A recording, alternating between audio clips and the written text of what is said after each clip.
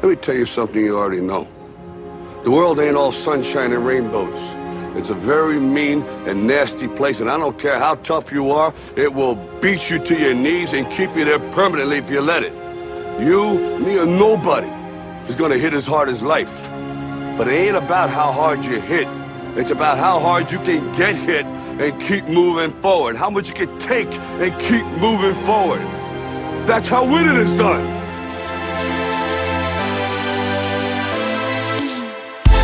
Welcome to Successful Dropout. This podcast is for the outliers, the innovators, the rebels, those that dare to dream and act on their dreams. I'm your host, Kylan Ginger. Join me as we find out what it takes to drop out, grind, and succeed. What is up, Successful Dropouts? Get stoked because today on the show we have AJ Cardis. AJ was 19, working 3 jobs and going to school full-time when he discovered Instagram. He was ultimately able to gather over 1.2 million followers across his social platform. He was also very successful with Vine, which, AJ, they shut down, didn't they now? Yeah, they did. So rest in peace there. But I guess when he was using Vine, it dramatically increased his exposure. He was able to work with brands such as JCPenney and Redbox, and movies such as Hercules and How to Train Your Dragon, which is an awesome movie, by the way, which I just watched that last week. I think it's the second one. After dropping out of college, he went on to be a finalist for Forbes 30 Under 30, 2016. He co-founded an influencer-driven events company, which became the #1 influencer network in the Bay Area. He led the social media initiatives for a company valued at $10 billion, and he's already making 6 figures. So, AJ, that's the intro I have for you, man. But tell us a little bit more about yourself and what you do. Yeah, well, pretty much what I'm doing right now is I'm still leading that social media strategy and social initiatives for that company. Currently traveling back and forth in San Francisco and Los Angeles, just because we do have an office in both cities. And pretty much most of my time is dedicated to that. On the side, I'm currently writing a book. Being a millennial and working, in my career and facing the stigma of not having a college degree. So I'm really excited, with that. That's crazy, man. So your company, what's the name of your company? It's called ByteDance. So they're mainly in China right now, but they're trying to get in the US market. And I'm currently helping one of their products called Top Buzz, and we're trying to go heavy for the rest of 2017. So I'm really excited for that. So ByteDance that's the company valued at 10 billion that you're basically leading the social initiatives for, or yes. Social media initiatives for. So ByteDance is kind of like the Alphabet, and Top Buzz is pretty much the Google, if that makes sense. Oh, I gotcha. So it's a product of the company. Okay. So how did you get to that? Well, okay. I was going to ask how you got there, but we should start back at the beginning of your story here. So 19, working 3 jobs and going to school full time. Let's start there. What jobs were you working, and how did you discover Instagram, and what's the story that led to your decision to drop out there? Yeah, so the 3 jobs I was working at Vector Marketing. I was working at Abercrombie & Fitch, and I think I was working at Target too. So nice, I'm solid. Were you one of the models outside the store at Abercrombie? Not outside. I was just behind the cash register. Dude, I remember I've only been in that store maybe a few times. I think I bought a coat there once, which I still have to this day, actually. Quality stuff. But man, I remember walking in there and just getting a headache almost instantaneously because of all the cologne smell in there. Did that ever get to you working there? Honestly, I think I still have smelling problems from that. And actually we have someone going around the store just spraying the cologne. So that's why it has that constant smell. No way.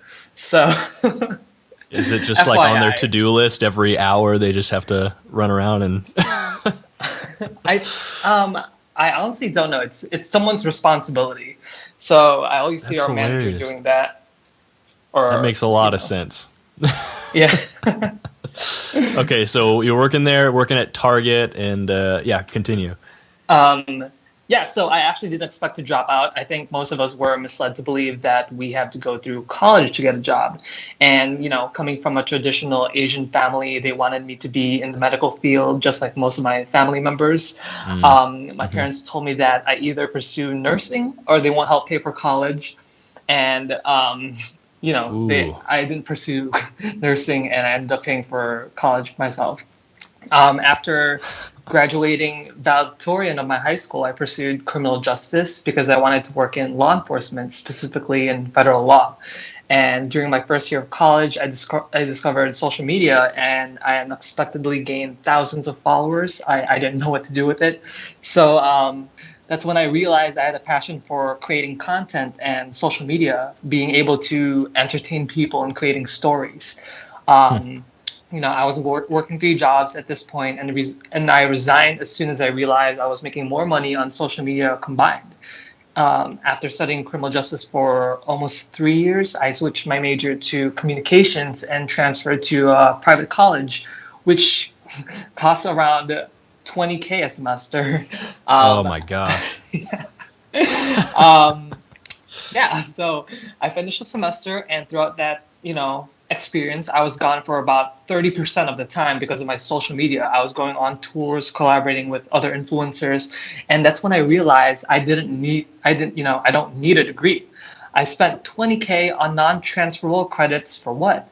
I got on the dean's list. I left with a 3.9 GPA, and for 20K, I don't even include that in my resume. So I didn't see that I didn't see value in that. Keep in mind that I had to take their required classes, which is an additional on top of my credits I needed to graduate, which would have extended my college experience for another semester. And that's when I realized I valued my time and money. So I decided to drop out, accept a position in Silicon Valley, and move there. My resume was literally my Instagram at that point. Yeah, no kidding. I love the way you put that. I realized I was wasting my time and money. And AJ, it seems like you're a good example of somebody. I mean, you were valedictorian at your high school. It seems like you excelled in school. Like you knew what to do in order to get the good grades and kind of, win in that system. But you're a great example of somebody who was able to do that, but still said, "Hey, this isn't right for." Even though I'm being successful in this system, it's still not right for me, and I want a bigger challenge. Which obviously you've undertaken and done pretty well with. Now I'm curious. Let's talk about, because we hear a lot of stories. Everybody that comes on the show has a dropout story, and they kind of revolve around the same themes. You're somebody unique, because I don't know if we've ever had somebody who's a social media influencer on the show before. Maybe one other person. And so I'm kind of curious about that, and I think some of our listeners might be too. So when you say that you discovered Instagram and you were getting thousands of followers right away, it sounds like that was almost on accident at first. I mean, what were you doing? Yeah, well, when I discovered Instagram, it was like in the very early stages. I think they were just recently bought by Facebook, and this whole time I thought it was just it was an app for filtering your photos. And then one of my friends showed me that you can get followers, and I thought, that whole concept back then, it was weird, people following you for your photos, and so I had a bet with my friend. And what I did was I just followed a bunch of people, and within a month I had 10,000 followers, and that's back then, when they didn't have a limit. Oh my and gosh! Then after that, I thought I was funny, so I decided to do those, comics, those memes. Right. It's like a 4x4, Oh yeah, totally. Oh my gosh, it's embarrassing if you go through my Instagram and just scroll past it. Oh my gosh. Anyway, that was reposted to iFunny, 9gag, 4chan, and that's when I received couple more thousand followers. I got into a circle of other creators like me, and we started doing shout out for shout outs. Yeah. So we started, promoting ourselves and cross pollinating our followers, and that's how I pretty much grew. I think that was the easiest way for me to grow because first, I'm not famous. I'm not a actor, dancer, musician, and it was like an organic way for me to grow my followers without being a celebrity. And then Vine was kind of next. What did you do on Vine then? And you also mentioned that a Yeah, lot of the so videos you made or a lot of the Vines you made always kind of made it to the front page. yes. So for Vine, I only reached about, I would say like around 150K followers, but that's when I gained my exposure. Just because I always got on the pop page, and my trick was whenever, I have other friends who are big on Vines, and I tell them to, if they can revive my new uploads, and I'll give them a shout out on Instagram, and that's how it, it worked. Oh. And every time I posted, it'll get to the front page of, well, not really the front page, but it'll always get, to the popular page, and that's where I got my exposure, and I got most of my followers, and I'd cross-pollinate that with my Instagram. So you kind of started originally with you're just using Instagram to put filters on photos. And you made a bet with a friend, and you did a whole sounds like a whole lot of the tapping, follow for follow kind of thing, and then that just exploded, and then you were able to kind of leverage your network of other influencers to then really generate more organic growth. yes, that's right. Gotcha. And so I guess where are you now with it? Like how big is your personal kind of network, and then maybe, how big is the whole network that you kind of manage and have influence over right now? Did you mean my personal network? You mean? Yeah, I guess a better way to put that is where are you with social media, today? Yeah. So for my social media, I took a step back when I moved to Silicon Valley. I wanted to focus more on my career, managing campaigns for companies, and giving campaigns to influencers, and being more of the brain, and in a way living vicariously through them, just because, I give them the guidelines and the idea, and all they have to do is to plug in their own elements into it to bring it to life. And it's really exciting. I think that's also one way I pitch myself to companies.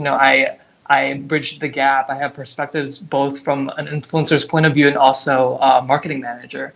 And my own social media, I still do partner with some companies, but not too much. At the moment, I'm trying to, in a way, rebrand. I'm creating more a different type of content, just because like back then it was more, it geared towards younger audience. My main demographics were like 11 through 17, and 80% were females. Now it's more between 18 to 24, and 30% male, 70% female, and I'm getting more male ratio, which is, fine. Yeah. So yeah, that's where I'm at. Interesting. Now, what are the dynamics like when you say you work with a brand like JCPenney, or you're working with a movie like How to Train Your Dragon? What does that actually look like when you say you work with them in the social media sense?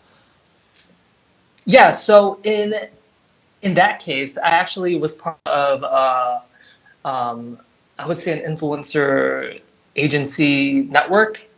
So what they do, they're pretty much the middleman of the whole thing. So they have, their network of influencers, and they have their network of clients. And then what they do is they try to find the best influencers who can optimize the campaigns and demographics that fit within their the audience. So, Right. They work with JCPenney, and then they chose me, and I got approved by the JCPenney people, and they gave me the campaign guidelines, and I just executed it. And before I posted it on my social media, it needs to be approved, and if it's approved, then we just post at a date and time that we both agreed on. So does that mean, say in the case of JCPenney, you're like posting actual ads on your account for JCPenney, or you're posting like your picture of you or somebody else wearing like a JCPenney shirt, or all the above? I think the JCPenney campaign was during Christmas time. So what they did was we bought $50 worth of JCPenney clothes. And what I did was I gave it to a stranger, and my friend recorded, their reaction. Oh, So, so yeah, I posted that on social media. I told them about my reaction, and we had our brand specific hashtag that we put, okay. and we tagged them. So, yeah. Really interesting. I'm probably one of the most unfamiliar with people who's most unfamiliar with how like social media influencing works, and I'd love to get better at it for sure. So it's really interesting to hear kind of the ins and out, of how that works. And then of course they pay you for that exposure to your audience, correct? Yes. Yeah, so I guess the next question I have is with making kind of a 6-figure income with social media marketing and influencing and stuff, how were you able to build your income up to that point? I mean, are you doing a lot of negotiating with some of these brands, or is it really just a focus on building a large quality audience and then the brands kind of approach you? And this is for people listening who might want to get into social media, and I think it's important for them to know what's kind of possible financially with that. Yeah, definitely. That's you can definitely do that with social media. What I did with it was the more I did collaborations with companies, I became more meticulous with who I partner with, because the bigger you are, the more influence you have. And I think that, I mean, for me, I had a responsibility to be truthful to my followers. I'm not going to be working with a typewriter company because it just doesn't make sense to me. Although what I did was I work with a lifestyle company just because I'm getting more into that lifestyle, and my followers would see my transformation. So it's more organic. There's a higher potential of success with that campaign, and in that I can potentially get a longer term campaign with that company. So yeah, if that makes sense. Gotcha. Yeah, and so for anybody listening who wants to get into social media influencing and build a larger following, what are some steps, some of the kind of most basic first steps that they can make? And do you have any resources also that you might be able to point them to? Let's see. Definitely authenticity. I think that's one thing that people need to keep in mind. And you should still be the same person from having 0 followers to being having 1 million followers. That's one thing I noticed in the social media world, behind the scenes. 5K to 500K, and they started showing their true colors, but then they still do have friends who've grown from like 100K to like 1.5 million, and we still talk like it's nothing.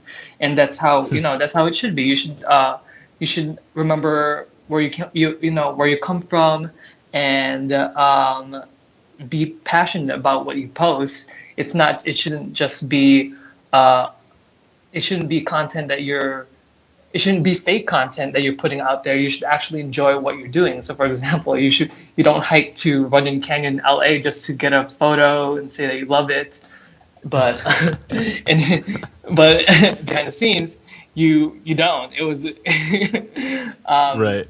So that's what I mean. And in regards to resources, I don't think I can point you to a good resource, just because what I did was it was accidental, and from other people it also is accidental. You don't just wake up and say, hey, I want to get 1 million followers. You really have to work into it. And from other influencers that I've been keeping watch of from the past 6 months, they consistently create content that they genuinely love. So that's all you pretty much have to do. And lots of analytics. You got to find out the best day, the best keywords for you to include in your social media. So it's pretty much like what I'm doing right now for this company. Just tons of research, and you have to be very data driven and very particular with the content. Okay, and and as far as that goes, being data driven and all the research and I guess like hashtag research, all that stuff, I'm sure anybody who's wanting to get into that can find all the info they want off of just a quick few Google searches. But to break it down again, it sounds like what you're saying is if you really want to build a following, to just start putting out consistent content that you actually enjoy putting out. Yes, that's right. Correct. And then people either like it or they don't. I mean, that's something I found out with this podcast, putting it out. I have a couple other friends who've started podcasts and their following hasn't grown quite as much, and they have done an incredible job being consistent and putting out content that they love.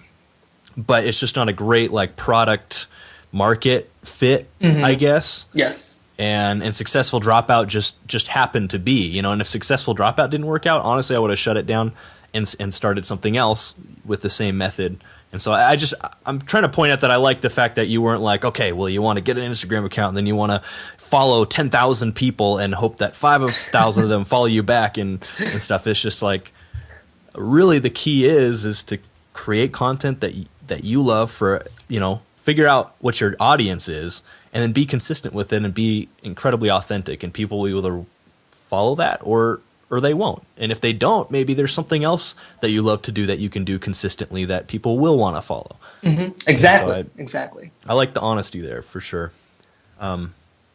So AJ, your parents sound like they were, I mean, the fact that they were like, you have to go to nursing school or you have to pay for your own college. So I'm wondering, take me to that conversation you had when you were like, I'm done with college. It's not right for me, and I'm going to go do this. How did that all go down with your parents? I imagine that's a pretty good story. Well, actually, they were a little more chill now, just because they saw my success in social media. I was more independent. I was more self-sufficient. They were neutral. They were letting me do my own thing, and I thought this was another chance for me to step it up and show them that I'm an anomaly. Since I'm first generation in my family to attend college in the U.S., I had a lot more to prove, which is why I kind of relate. Wow. I relate to Mulan. I read this post on Facebook about it, and I'd love to share my takeaway with you guys. Generally speaking, Asian parents expect a lot from their kids, especially if they're first generation in the US. I know that my family, especially my mom, since she's the one who was responsible for bringing our family here and being the foundation, she wouldn't have wanted me to struggle. I know she went through a lot, so I don't have to. However, certain traditional standards of parents have to be broken. I wouldn't be able to live with myself if I, chose a career that I wasn't happy with and did that for the rest of my life until I retired. That's not living. And I fought them and I refused to do that. I'm sure that's some huge encouragement to anybody out there who has a similar kind of family situation, because that's one of the biggest challenges, it seems, that we get on the show is how do you talk to your friends and family about this. But AJ, tell me about just a quick story about what you would consider to be your worst entrepreneurial moment, and what did you learn from that experience? My worst entrepreneurial moment would have been okay. I would say it was blindly trusting this founder to join his company. Of course, there was no funding, but he made tons of false promises that it's on its way. 3 months later, it still didn't come, and I eventually left. He convinced me that by seed investing, it would accelerate the process. So I put, a significant amount of my money down, my Instagram savings. And the situation actually was the most difficult situation I've ever been placed. I maxed out my credit cards. I was afraid I'd be displaced the next month because I had no money left. But I fought through it. And the lessons I learned from this is, 1, do your research about the company. 2, if it seems too good to be true, it probably is. 3, don't depend on anyone. The only person you can 100% depend on is yourself. And to this day, they still owe me a significant amount of money and it's still unpaid. But I'm still keeping in Oh tabs. man, you think they'll pay it back ever? We'll see. It's not really a huge. It's not really something I lose sleep on. I've moved over that. I think it's probably the best lesson I've ever experienced in my life. So if that's something that that experience doesn't equate to any monetary value. So I'm actually proud that I experienced that, because I definitely think that I'm a much better person than I was like 2 years ago because of that. Yeah. Yeah, that's awesome, man. And I liked number 2 there. If it's too good to be true, it probably is. 'Cause, that's probably in the top 10 things I've learned the last several years in entrepreneurship. That seems to always be the case. I've never yet encountered a situation where that hasn't been true. Yeah, So. that also applies if you're looking for housing in the Bay Area. If you're on Craigslist, if the price is too good to be true, it's probably fake. Oh, dude, I mean, my buddy and I were looking at like really expensive cars on Craigslist the other day, and we were finding some of these cars, and it's just like, no. And then of course you Google or copy and paste some of the text into Google, and it pops up as this scam that everybody's complaining about. Yeah. And yeah, it's so true. Can you tell me about a time that you would consider to be an aha moment in your entrepreneurial career thus far, and what you learned from that? Just a moment where something clicked and you thought differently and acted differently from that moment on? My aha moment. Well, after I've left that company that I mentioned, I hustled and I applied to tons of jobs. And to be honest, I hated using my social media as a way to bring myself out. And the reason why is because I didn't want to be known as that Insta famous guy. I think being referred to that is weird. However, I had to hustle. I thought of ways to pitch myself and make me stand out. My Instagram, like I told you, was literally my resume, and I received a lot of requests for interviews and eventually did contract work and consulting for social media. After working with multiple companies, I gained enough relevant experience and joined full-time with a company called MyLikes. I was the lead for influencer marketing for the product Candid. And from my perspective, it was successful. I think we ran one of the biggest YouTube campaigns in the fall of 2016 before the year ended. That's when I was sought after my current employer. And as much as I loved working there, I had to move on for myself. This was a new position, new opportunities, and a career advance that not a lot of 23-year-olds are given. So Right. I've been here now for over 4 months, and I love it. Do you see yourself staying there long term, or what's kind of in the long term future for you?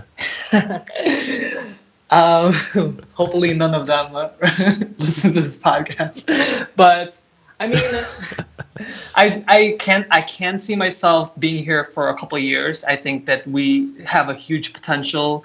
I think, personally and professionally, I can achieve a ton of things here to put under my belt, but also take them to new highs.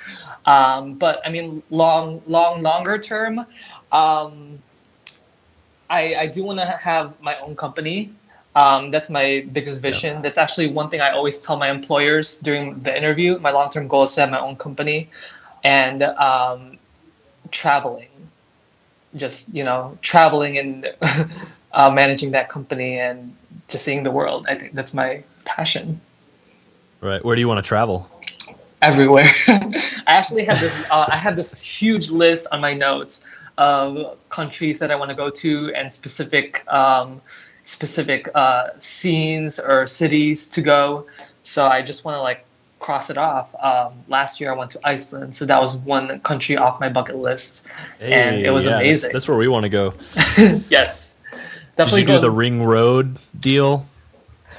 Where you kind of there's a highway that goes all the way around the island, and what we did was, so we were there for 6 days, and I thought Iceland would be cool to see, all of it. So we went all around Iceland, but this was during December, and that's when tickets were like $300 round trip. But then we only have 5 hours of sunlight. oh gosh, So they're too good to be true, huh? yeah, exactly. There you go. You can apply that. So if anyone's planning to go to Iceland, go during the summer. It's worth spending an extra $100, $200. You'll have fun. There's like 18 hours of sunlight there, so you won't have a problem. Oh man, that's awesome. Good story. Hey, I'm interested in your opinion on something. Since you've had obviously some extensive research with some tough parents and going to school, doing well in school, dropping out and doing well. I'm curious, in your opinion, for people listening, what kind of person do you think should stay in school, and what kind of person do you think should drop out? What's the difference there, in your opinion? Oh, that's a good question. Wow. I think that you should stay in school if you're trying to pursue something that you're required to have a degree in. I was talking to one of my friends about that, and I mean, it makes sense if you want to be a doctor to have a degree. I'd prefer having a doctor, with a degree to check up on me. But then if you're doing something that doesn't require a degree and you're passionate about it, it's fine. You can drop out because college is not going to go anywhere. I mean, yeah, prices might increase and taxes might increase, but we all have the same amount of time, and we're never promised a tomorrow. So I think that's one thing to keep in mind. Yeah, and that actually kind of brings this metaphor to mind about and I don't remember where I read it, but it's about a donkey that's standing halfway between water and hay, and it can't decide whether to drink the water or go eat the hay, and so it eventually stays there and dies of starvation and thirst. And there's a lot of people trying to decide, I want to go do this thing, but I should probably get a degree maybe to fall back on, or maybe you're trying to decide between two different things to pursue.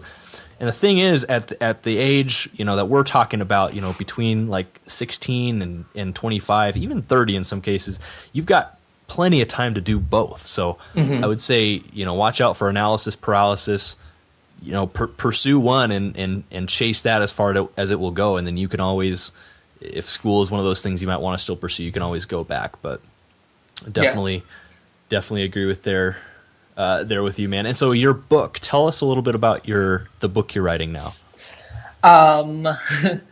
Well, my book is pretty much, me dropping out, how it is being in a Asian family, growing up in a conservative home, being LGBT, just like showing my struggles and showing the potential of what we can do, what you can do.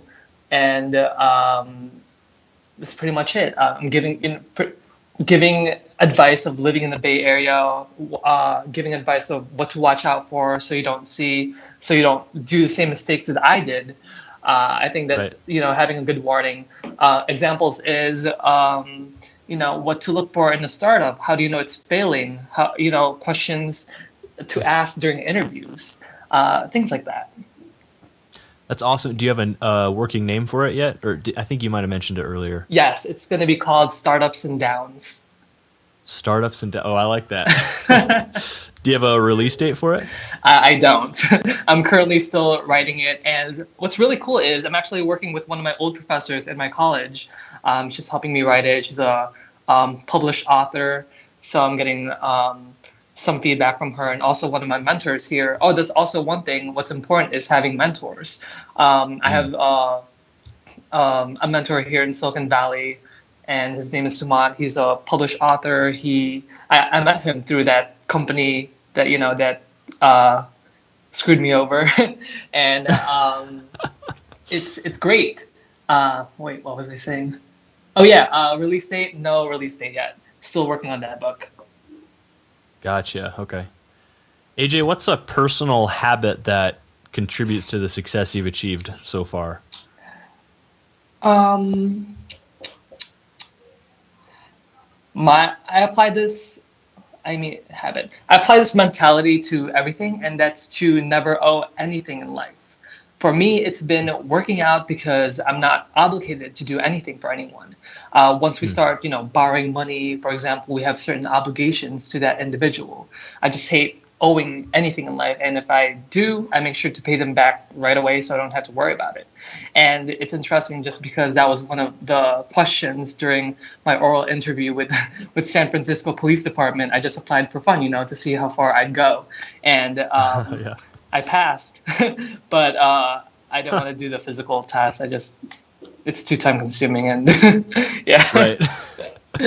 Yeah, a lot of training to work up to that point. Yeah, Yeah. so don't owe anything. I really like that because are you a follower of or know of Dave Ramsey at all? Are you familiar with him at all? I've heard of him, yes, but not too familiar. I feel like you're more familiar. So Yeah, yeah, maybe. But anybody who wants to know about budgeting, finance, debt, how to pay off debt, Dave Ramsey is your guy. And his philosophy is a little strong on some points. For me, I disagree, with some points, but that's just such a great concept, is to stay out of debt as much as possible. And college is such a big it is part of that, guys. I have a whole episode where I talk about my wife's college debt, over $60K. Well, it's less than that now, but it was, that we're still paying off now for a degree she didn't even use. She owns two of her own businesses and achieved it all without a degree. So we're basically paying $60K for a piece of paper that we never use. And so do not take the decision lightly. It sounds like AJ didn't,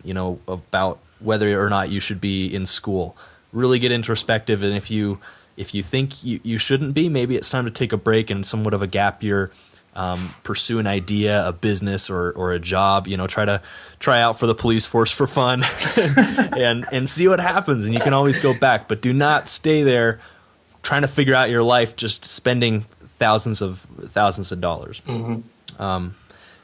But really quick, because we're running short on time here. Back to kind of the social media direction.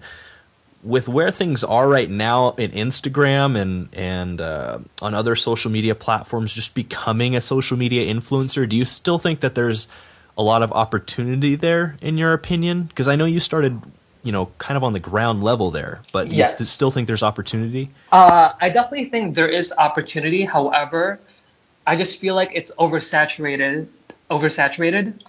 There's tons of accounts with 1 million followers. There's tons of people who have millions of followers, but people don't know who they are. And a lot of them just, copy the same content, and it's not original, but people still follow them. However, if you do make yourself stand out, if you have something to contribute and provide value, I definitely think that there's a chance for you in social media. Social media is not going to go away. I think it's still going to keep getting bigger. Algorithms will keep changing, like Instagram and Facebook. But if you're persistent, you'll definitely find a way. What do you think are the best ways to stand out from the crowd? I would reiterate what I said earlier, is creating very unique type of content that's highly impressionable on people. I think one we all know is that guy that takes pictures of his wife holding his hand while they travel. I think that's a really cool concept. That's something that we all know.